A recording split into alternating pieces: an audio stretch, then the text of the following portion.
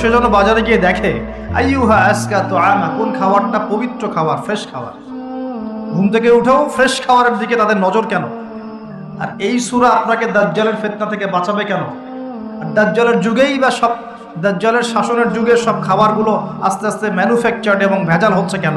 এগুলোর মধ্যে মিল আছে না? তার মানে যত জামানা শেষের দিকে যেটা থাকবে, খাবারে ভেজাল তত বাড়তে হবে। এই সময় আপনাকে অবশ্যই ফ্রেশ খাবার খুঁজে খুঁজে বের করতে হবে।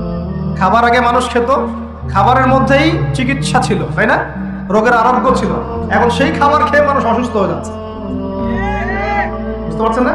খাবারের মধ্যে থাকে উপাদান, ভালো উপাদান, যে উপাদানগুলো পেটের ভিতরে গেলে, শরীরে গেলে শরীরটা সুস্থ হয়। এখন সেই খাবার খেয়েই মানুষ অসুস্থ হয়ে যাচ্ছে। এটা কোন হাদিসের সাথে মেলে জানেন? আনতালিদাল আমাতু রাব্বাতুহা, দাসী তার মনিবকে জন্ম দিবে। দাসী মনিবকে জন্ম দিবে মানে হচ্ছে সমাজের ন্যায় অন্যায়, হক বাতিল, সত্য মিথ্যার মানদণ্ড উল্টে যাবে। যেটা ভালো সেটা হয়ে যাচ্ছে খারাপ, খারাপটা হচ্ছে ভালো। সমাজে সত্যবাদী ব্যক্তি হয়ে যাচ্ছে মিথ্যাবাদী, মিথ্যাবাদীকে মানুষ সত্যবাদী বলা শুরু করছে। আমানতদার ব্যক্তি হয়ে যাচ্ছে খেয়ানতকারী, খেয়ানতকার ব্যক্তিগুলো আমানতদার হয়ে যাচ্ছে। সমাজের সবচেয়ে ভালো মানুষকে মানুষ খারাপ বলছে, সবচেয়ে খারাপ মানুষকে খুব ভালো বলছে। উল্টে যাচ্ছে, খেয়াল করে দেখেন, উল্টে যাচ্ছে। বাবা এখন বাবার হাতে ছেলে মায়ের খাচ্ছে, ছেলের হাতে মা মায়ের খাচ্ছে, এরকম হচ্ছে না?